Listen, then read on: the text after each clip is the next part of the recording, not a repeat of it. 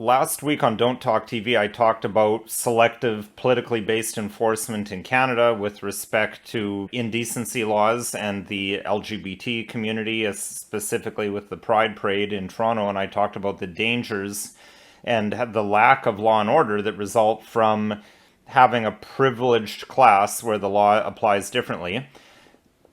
Viewers may be aware of riots ongoing in France, and I wanted to comment on those as I think it links up with what I'm talking about when you have one class of people where the law doesn't apply to them the same as they do to other members of society.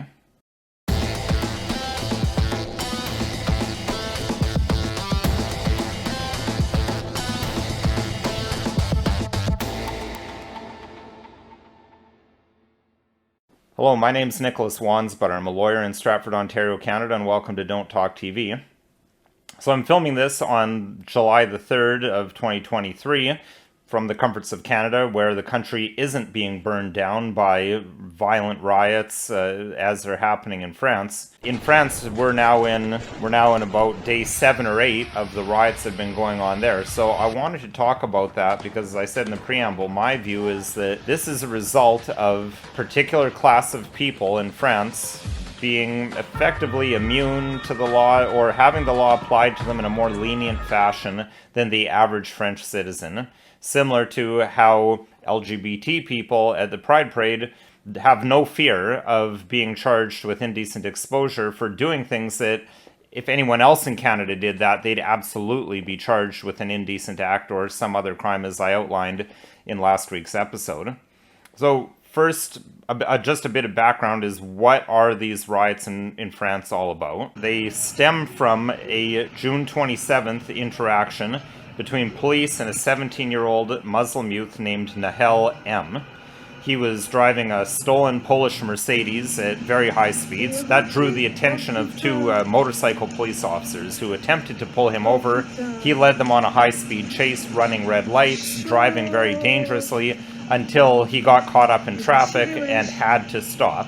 So the officers approached him, and as we can see in the video here, at least one of them, had their firearm drawn as they're asking for ID. I mean, this would happen absolutely in Canada if someone led police on a high-speed chase like that. He tries to take off. Now, the officer said that he felt that this young person was trying to drive him over. From the angle, it's difficult to tell, but in any event, that's when the shot is fired. So this young man was killed. His two accomplices, they fled the scene after the car crash. And then Paris has been ripped apart with violent protests, buildings, police stations being burned. Tens of thousands of police have had to be called out.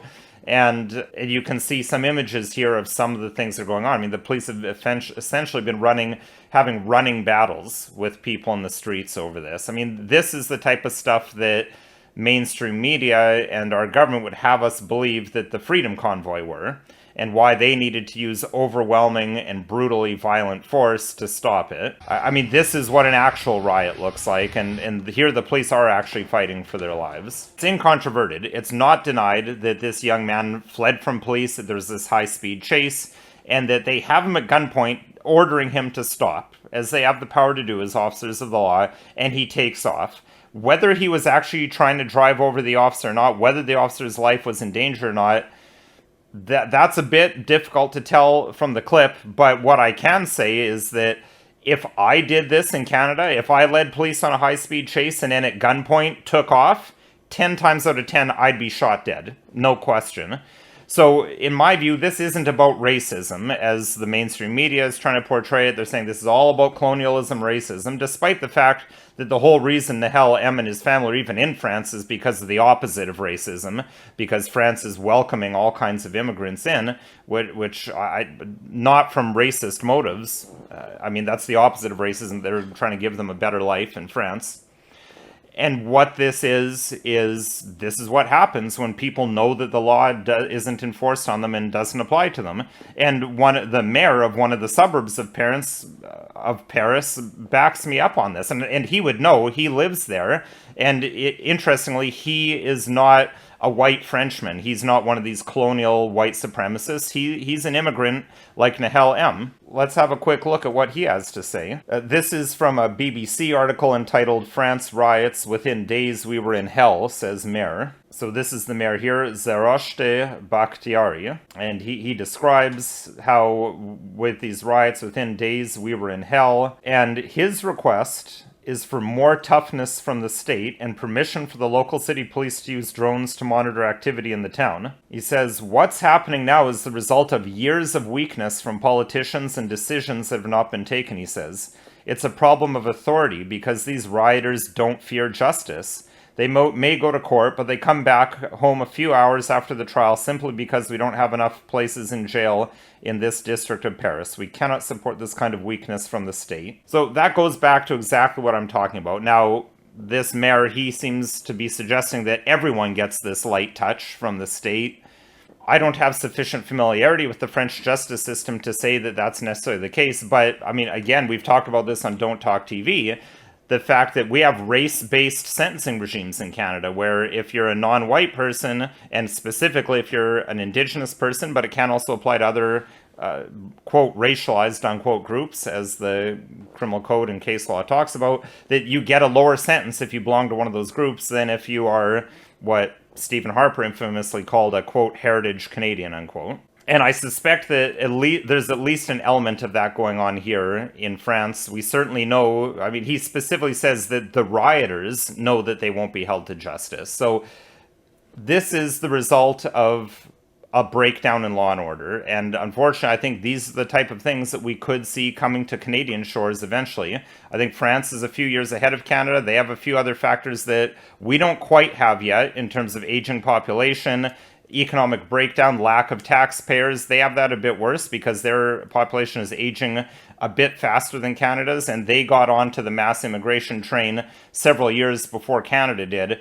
But Canada is trying to catch up rapidly, and Canada may have even worse things in place in terms of more aggressive selective enforcement, more politicization of the justice system. And as I said in last week's episode, this is the sort of thing that happens when you don't have law and order and you don't have justice. You don't have one law for everyone, rich, poor, immigrant, heritage Canadian, male, female, etc. This video isn't legal advice. If you need legal advice, contact a lawyer. You can call another lawyer or myself. My phone number is listed below. And if you have show topics you'd like to see me cover, please leave a comment in the comment section. Or send an email to the address listed below. I'll do my best to get to them, although, as I've said in a number of recent episodes, I'm extremely busy, so it's really becoming more and more difficult to do the more in-depth legal analysis type of episodes. And of course, if you found this video at all interesting, helpful, or informative, please consider liking, sharing, subscribing, and following us on social media.